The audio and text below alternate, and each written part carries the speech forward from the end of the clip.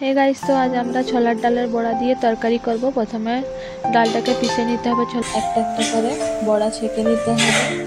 বড়া ছেঁকে নেওয়ার পরে কড়াইতে পেঁয়াজ কুচি,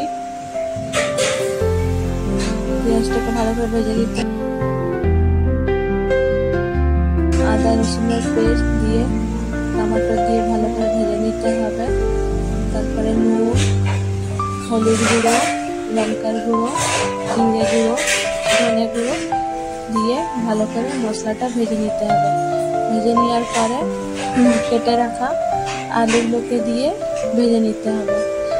আলুগুলোকে ভালো করে ভেজে মশলার সাথে তারপরে জল দিয়ে দিতে হবে। দিয়ে জল দিয়ে ভালো করে ফুটে যাবে, বড়াগুলো একটা একটা করে ছেড়ে দিতে হবে। তাহলেই রেডি হয়ে যাবে ছোলার ডাল আলু দিয়ে বড়ার তরকারি। কেমন লাগলো কমেন্ট করে জানাবে, আপনারা বাড়িতে বানাবেন।